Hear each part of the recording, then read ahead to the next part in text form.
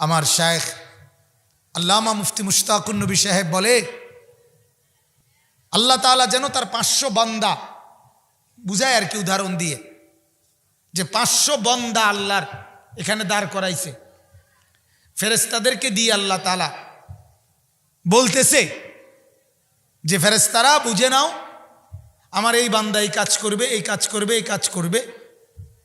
প্রত্যেকের মধ্যে আল্লাহ তাআলা কর্ম বন্টন করে দিছে। কোরআনুল কারীমের মধ্যে আছে, আল্লাহ তাআলা বলেন, নাহনু কাসামনা বাইনাহুম মাঈশাতাহুম ফিল হায়াতিদ দুনিয়া। আল্লাহ তাআলা বলেন, আমি রব্বুল আলামিন এই জমিনের মধ্যে দুনিয়ার জীবনে কে কোন ভাবে উপার্জন করবে, কোন ধারায়, চাকরি, ব্যবসা, ক্ষেত খামার, কুলে মজুর, বিভিন্ন প্রেশার। আমি সেদিন আপনার ওই ফেরি গেছিলাম পদ্মা নদী পার হইয়া শরীয়তপুর মাহফিল। আমার সাথীকে বললাম যে দেখেন, শুধু এই পদ্মা নদীর এই পার আর ওই পার, এই দুই পারে কেন্দ্র করে কত হাজার মানুষের কত রকমের কর্মসংস্থান। আমি বললাম, মাওলানা একটাবার চিন্তা করেন যে আল্লাহ তাআলা এই জগৎটার মধ্যে কত কিসিমের কাজ মানুষ করতেছে, কতভাবে।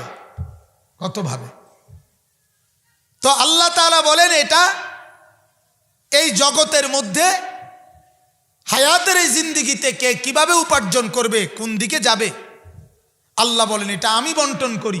কাসাম না, আমি আল্লাহর বন্টন। এটা পৃথিবীর কোনো মেম্বার চেয়ারম্যানের বন্টন না। পৃথিবীর কোনো মেম্বার বা চেয়ারম্যান নির্বাচিত হওয়ার পরে যদি ওনার কাছে এরকম কাগজে লিস্টি দেওয়া হয় যে আমাদের সমাজে রিক্সা চালক, জুতা ছিলেন না, চুল কাটাইন না, তরকারি বেচুন না, এরকম 50টা পেশা লিখে দিছে, এগুলোর জন্য লোক দরকার, আর আপনার ভোটার হইল মোট 2000, আপনি এই 2000 লোকের মধ্যে কে কোনটা করবে আপনি ভাগ করে দেন। আপনি যেহেতু জনগণের ভোটে নির্বাচিত চেয়ারম্যান, চেয়ারম্যানের 14 গোষ্ঠীও এটা সমাধা করে দিতে পারত। কথা বোঝেন নাই? প্রথম চেয়ারম্যান প্রথম যারে বলবে আপনি রিক্সা চালাইবেন, লিখে দিব যার নামে, সে প্রথমেই বলবো কিতা, আমি কি ভোট অর্ধেক দিছি নি বেটা, এই তুমি ফইলে রিক্সাটা আমার কান্দে দিলা কেন, আমার কি একটা প্রাইভেট কারও দেখলা না, বলবে কিনা বলে। এখন জুতা ছিনাইব, এটা যারে কইব হেতে কিতা কইবে। চেয়ারম্যান আর 5 বছরে বাহি কাম করার লাগতো না, আতফাও ধইরা ইডি ঠিক করতে পারবে বেটা, যে ভাই আল্লাহর দোহাই তুই, আচ্ছা ঠিক আছে তুই 6টা মাস শুধু রিক্সাটা চালা, পরে আমি একটা মিল করবো না, আপাতত না আমি একদিনও চালাইতাম। রব্বুল আলামিন বলেন, কারো হাতে দেই নাই আমি এটা। ওয়া মাক্কান্নাকুম ফিল আরদ, সূরা আনফালের মধ্যে আছে, আল্লাহ বলেন আমি তোমাদেরকে জমিনের মধ্যে কে কোন কাজে প্রতিষ্ঠিত হবা এটা আমি নির্ধারণ করেছি। ওয়াজআলনা লাকুম ফিহা মাআইশ, কার উপার্জন কি হবে আল্লাহ বলেন জমিন এটা আমি নির্ধারণ করছি, আমি নির্ধারণ করছি। হ্যাঁ মুসলমান, এটাও তো বোঝেন না, এটাও তো বোঝেন না। কর্মের এই বিশাল ভুবন রব্বুল আলামিন বন্টন করেছেন, এজন্য আল্লাহ তাআলা যোগ্যতা দিছেন বলে আপনি এই কাজটা করতে পারেন। এটা আল্লাহর দান, আল্লাহর দান, কসম। কুল্লুন মুয়াসসারুন লিমা খুলিকা লাহু, আল্লাহ তাআলা যাকে যে কাজের জন্য বানিয়েছেন আল্লাহই তার জন্য ওই কাজ সহজ করে দেন, সহজ করে দেন। যে লোকটা আমি আমাদের কুমিল্লায় আলেখারচর বিশ্ব রোডের পাশে কুমিল্লা জেলা ইজতেমা হয়েছিল একবার কিছুদিন আগে। এই জেলা ইজতেমায় সব মাদ্রাসাওয়ালারা আপনার ছাত্র নিয়ে আমরা মাটি কাটছি ইজতেমার কাজের জন্য, মাঠ রেডি করার জন্য। আমিও একদিন গেছি, এবং সাহস করে বেড়ার মতো কোদাল নিয়া মাটি কাটনের লাগিয়া 3-4 কোপ দিছি, কোনো কোপে মাটি ওঠে না। কথা বোঝেন নাই? আমি শেষে বুঝছি এটা আমার দিয়ে হইতো না, অথচ আরেকজন কি সুন্দর কোপ দিয়ে সারা দিন সে মাটি কাটতেছে। ঠিক কি না বলেন না? তাহলে এইভাবে প্রত্যেকটা কাজ আল্লাহ তাআলা বলেন আমি বন্টন করি, আমি করার সক্ষমতা দেই, করার মতো বুঝ, দেমাগ, আগ্রহ, আন্তরিকতা এটা আমি দিয়েছি, আমি দিয়েছি। সবটা ব্যবস্থাপনা আমি করে দিলাম, তোমার হাত পায়ের এই শক্তি আমি দিলাম, কর্মের এই উদ্দীপনা, এই কাজটা করার প্রতি আগ্রহ আমি দিলাম। সব যখন গুছাইলা তো এবার মনে রাখলা সবাইকে, ভুলে গেলা বান্দা শুধু আমাকে, ভুলে গেলা শুধু আমাকে। হায় নাফরমান, ভুলে গেলা শুধু আমাকে।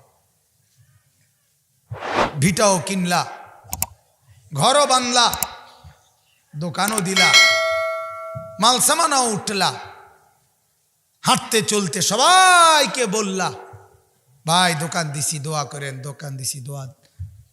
আল্লাহ রাব্বুল আলামিন যেন ডেকে বলে বান্দা আসর মাগরিব এশার একটা সেজদা দিয়া আমারও তো একবারও জানাইলা না, আমারও তো একবারও জানাইলা না।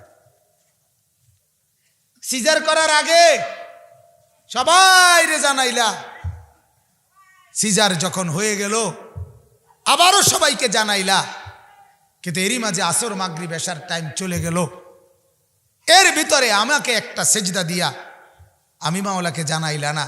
কিন্তু আমেরিকার চাচা, ইটালির বাতিজা, তার কাছেও খবর পৌঁছছে, কিন্তু আমি মাওলার কাছে তো খবর পাঠাইলাম না। মনে রাখলা সবাইকে, ভুলে গেলা শুধু আমাকে। অথচ মনে রাখা দরকার ছিল আমাকে, অন্যদেরকে মনে না রাখলেও চলতো, আমাকে মনে রাখা দরকার ছিল। কি বলে আল্লাহ তাআলা কোরআনুল কারীমে বলছেন ফাইদা কুদিয়াতিস সালাহ ফান্তাশিরু ফিল আরদ ওয়াবতাগু মিন ফাদলিল্লাহ। বান্দা তোমার নামাজ যখন মসজিদে শেষ হয় তো নামাজ শেষ করে তুমি জমিনে ছড়িয়ে পড়ো এবং আমার দেওয়া রিজিক তালাশ করো। ফদল, রিজিককে ফদল বলে, ফদল আমার অনুগ্রহ। প্রত্যেকটা রিজিককে আল্লাহ তাআলার অনুগ্রহ বলে, দিতে বাধ্য না মালিক। এক লোকমা ভাত আল্লাহ দিতে বাধ্য না, বাধ্য? এক ঢোক পানি দিতে আল্লাহ আমাকে বাধ্য? তাইলে এটা ফদল, এটা অনুগ্রহ মালিকের।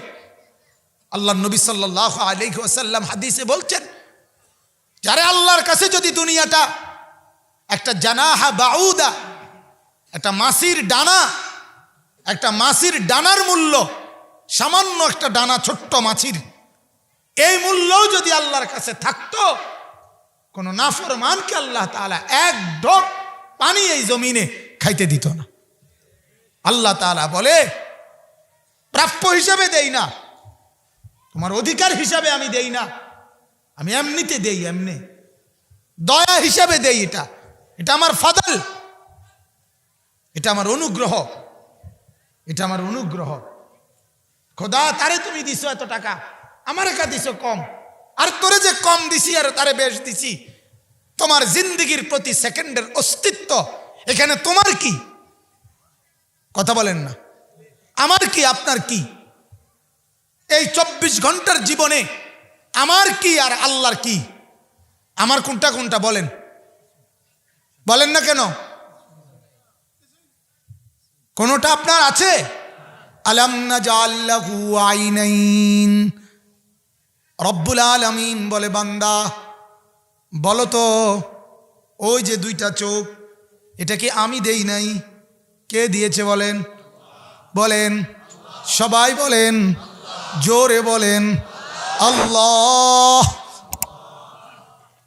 ওয়া লিসানান ওয়া শাফাতাইন।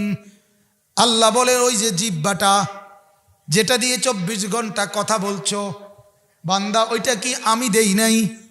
কে দিয়েছে বলেন? ওয়া শাফাতাইন, দুইটা ঠোঁট। আল্লাহ বলেন এটা কি আমি দেই নাই? কে দিয়েছে বলেন? আল্লাহ।